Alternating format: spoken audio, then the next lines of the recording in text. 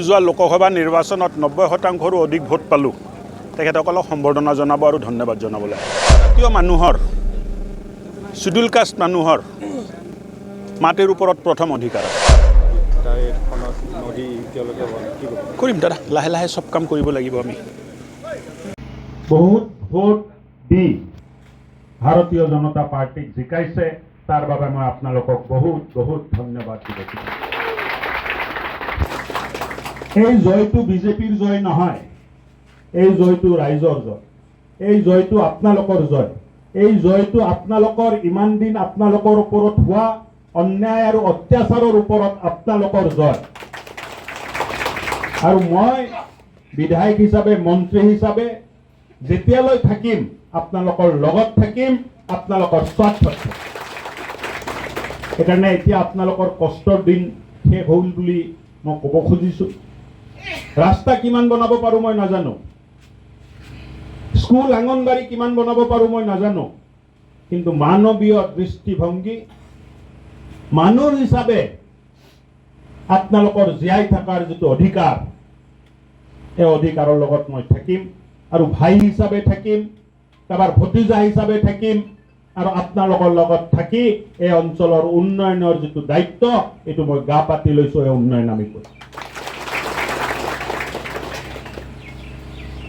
এনে ধেমালিত মই কৈছিলোঁ, যোনে যোনে 90%তকৈ বেছি ভোট দিব তেখেতসকলক পুৰস্কাৰ দিয়া হ'ব। আৰু এই অঞ্চলৰ 20টা বুথ, এই 20টা বুথতে নতুনকৈ সোমাই অহা 20টা বুথতে 2টা বুথে 90%তকৈ বেছি ভোট। এইটো সাধাৰণতে নহয়, কেতিয়াবা ভুলতে ক'ৰবাত বেলেগত ভোট লাগি যায়। কিমান পাৰ্চেণ্টেজ ভোট? 91-92% ভোট। এইটো ধেমালি কথা নহয়, সহজতে নাপায় মানুহে। আপোনালোকে কিমান মৰম কৰে, আপোনালোকে কিমান আমাৰ কথাত বিশ্বাস কৰে, তাৰ পৰিণাম হ'ল যে 90%ৰো অধিক ভোট এই 2টা বুথত পাইছোঁ। বেলেগ বুথতো ভাল ভোট হৈছে, নাই হোৱা নহয়। 89ও হৈছে, 87ও হৈছে। হিয়া উজাৰি আপোনালোকে ভোট দিছে আৰু মোৰ দায়িত্ব হ'ল হিয়া উজাৰি আপোনালোকৰ কাম কৰা।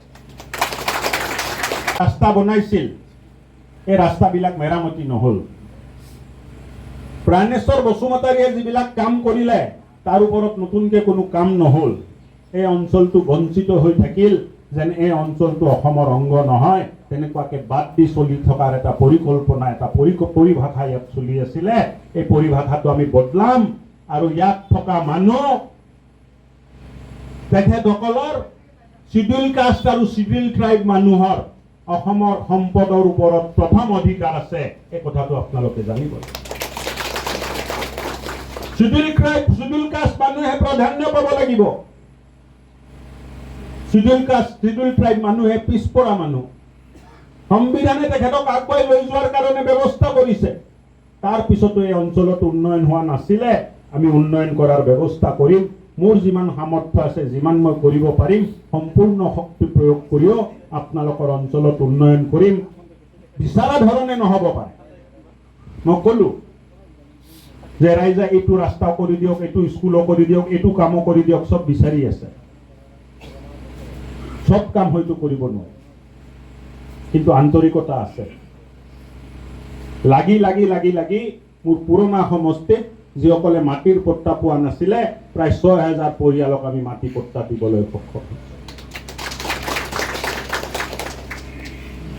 সেইকাৰণে টেনশ্যন ল'ব নালাগে। মই আপোনাৰ লগত থাকিম, আপোনালোকে মোৰ লগত থাকিব। হ'বনে? আছেতো, ৰাইজ আছেতো। মোৰ লগত কওক, ভাৰত মাতা কি, ভাৰত মাতা কি জয়। বড়ো হাৰিণী, বড়ো হাৰিণী। ধন্যবাদ। ভাল দিন। আমি এই 2টা বুথত হৈ যোৱা লোকসভা নিৰ্বাচনত 90%ৰো অধিক ভোট পালোঁ। তেখেতসকলক সম্বৰ্ধনা জনাব আৰু ধন্যবাদ জনাবলৈ আহিছিলোঁ। যিটো আমাৰ এইটো অঞ্চলত ফৰেষ্ট লেণ্ডৰ পাতা দিয়া হোৱা নাই, এতিয়া দিম। এইটোতো মানে জনজাতীয় মানুহৰ, শিডিউল কাষ্ট মানুহৰ মাটিৰ ওপৰত প্ৰথম অধিকাৰ আছে। এতিয়া যিটো মাইনশ্ৰীটো চাৰিদুৱাৰ সংযোগী যিটো কৈলাজুলি নদী তাৰ এইখনত নদী এতিয়ালৈকে হোৱা নাই কি ক'ব? কৰিম দাদা, লাহে লাহে চব কাম কৰিব লাগিব আমি।